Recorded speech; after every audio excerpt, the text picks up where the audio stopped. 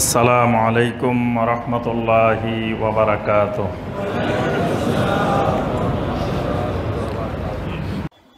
আচ্ছা, এবার আসি এই সুফিবাদ সম্পর্কে ওলামায়ে কেরামদের মতামত, আকওয়ালুল আইম্মাহ।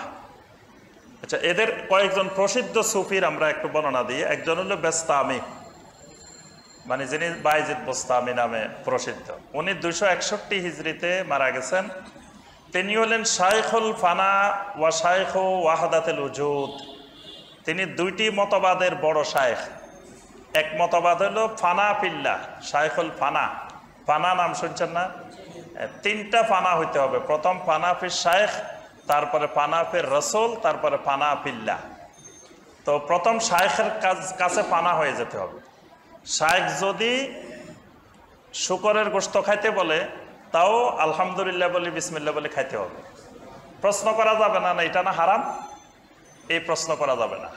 তাইলে আপনি শাইখের প্রতি পানা হইতে পারেন না। শাইখ যদি মদের ভিতরে জায়নামাজ ডুবাই সেখান থেকে তুলে বলে যে এখানে নামাজ পড়ো, এখানে নামাজ পড়তে হবে, এটা সব সুফিবাদী কিতাবে লেখা আছে।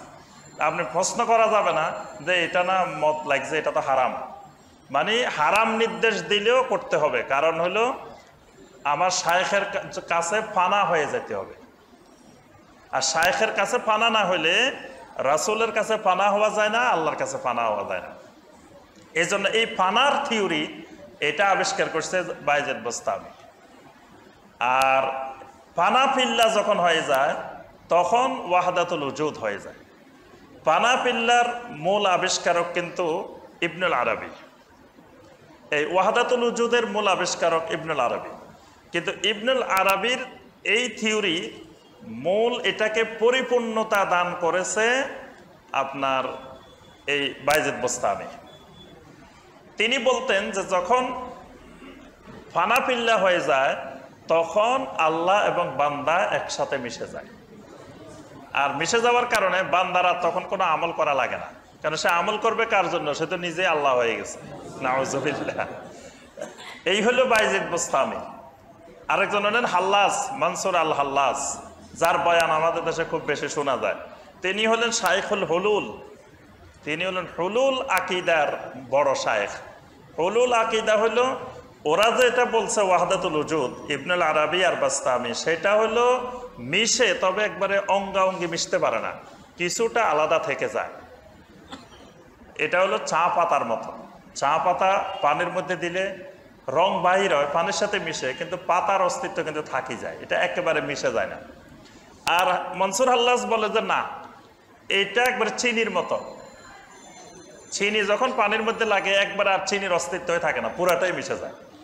এই জন্য তার ভিতরে আল্লাহ এমনভাবে ঢুকছে, সে নিজে আনাল হক দাবি করছে যে একবার চিনির মতো মিশে গেছে, মানে আর আলাদা নাই। এটার নাম হলো হুলুল। এটা আরেকটা মতবাদ। তো এই হুলুল মতবাদের শাইখ হলো আল হাল্লাস। তারপরে ইমাম গাজালি।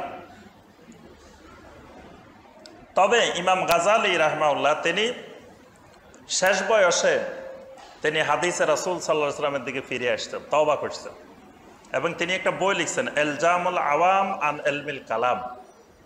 এই বইটা লিখে তিনি এই সুফিবাদ থেকে তওবা করে ফিরে আসছেন।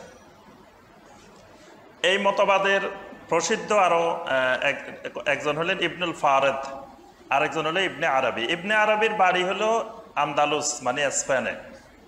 আর পরবর্তীতে তিনি মিশরে চলে আসেন, আরব দেশে থাকতেন। ইবনুল আরবিও তাদের বড় একজন শাইখ। আচ্ছা, সুফিবাদ সম্পর্কে ওলামায়ে কেরামের মতবাদ। ওলামায়ে কেরাম কি বলছেন? আহলুস সুন্নাহর ওলামারা। ইমাম শাফি রহমতুল্লাহ আলাইহির সময় এরকম অনেক সুফি ছিল তখন পৃথিবীতে। ইমাম আবু হানিফা রহমতুল্লাহ আলাইহির সময় এরকম প্রসিদ্ধ কোনো সুফির উল্লেখ পাওয়া যায় না।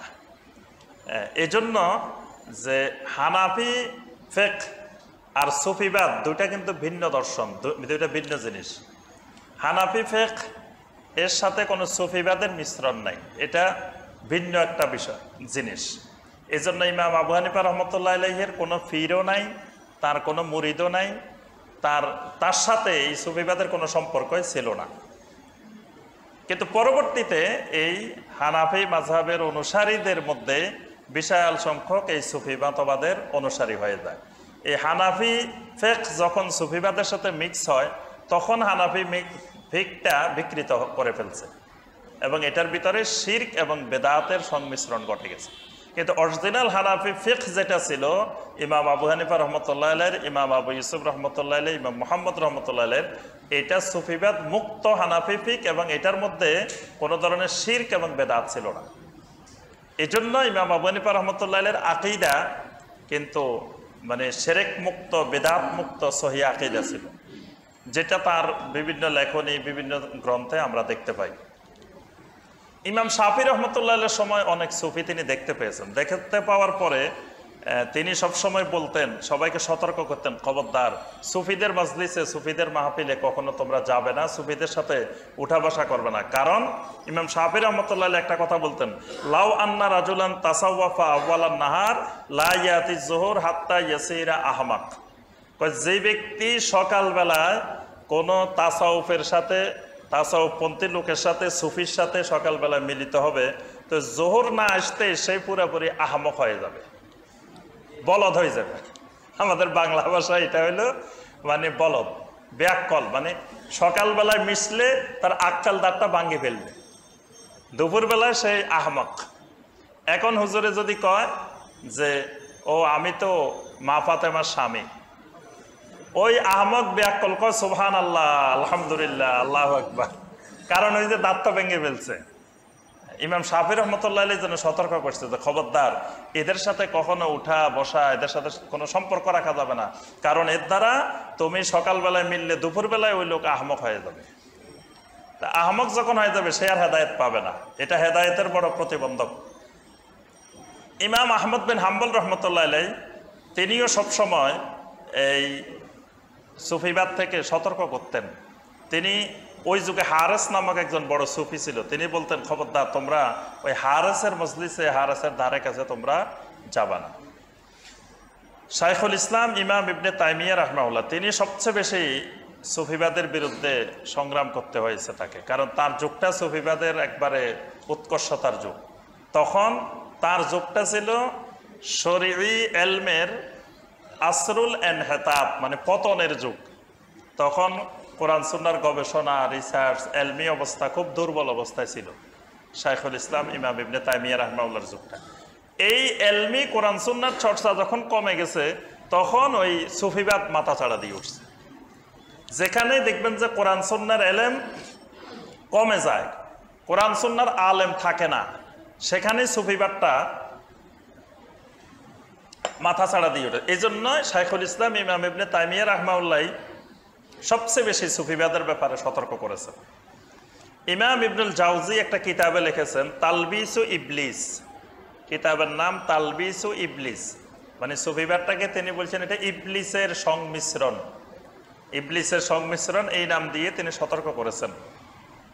আচ্ছা, সৌদি আরবের ফতোয়া আল-লাজনা আদ-দায়মা, তারা সুফি মতবাদ সম্পর্কে যে ফতোয়া দিয়েছেন, সে ফতোয়ার মধ্যে ফতোয়া সংক্রান্ত স্থায়ী কমিটি বলছেন যে ফায়াজিবু আলা কুল্লি মুসলিম আল্লাহ ইয়াজলিসা ফি মাজালিসিহিম, একজন মুসলিমের উপরে ওয়াজিব সে কখনো সুফিদের কোনো মাজলিসে বসতে পারবে না, তাদের মুখালাতার থেকে সবসময় দূরে থাকতে হবে, কারণ তাদের সাথে মিশলে তাদের ফাসাদ আকীদাগুলোর দ্বারা প্রভাবিত হতে পারে এবং পর্যায়ক্রমে তার ভিতরে শিরক এবং বেদাত ঢুকে যেতে পারে।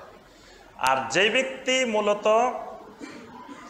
এই জুহদিয়াত অবলম্বন করতে চায় এবং এই সুফিবাদের ভ্রষ্টতা সম্পর্কে জানতে চায়, তো এই ফতোয়া সংক্রান্ত স্থায়ী কমিটি বলছে তাদেরকে আমরা পরামর্শ দিচ্ছি ফালিয়াকরা কিতাবা মাদারিজুস সালিকিন লি ইবনে কাইয়িম আল জাওজিয়া, ইবনুল কাইয়িম জাওজিয়া রাহমাহুল্লাহর মাদারিজুস সালিকিন বিশাল এক কিতাব, এই কিতাবটা পড়ার জন্য সৌদি আরবের ফতোয়া সংক্রান্ত স্থায়ী কমিটি নির্দেশনা দিয়েছে।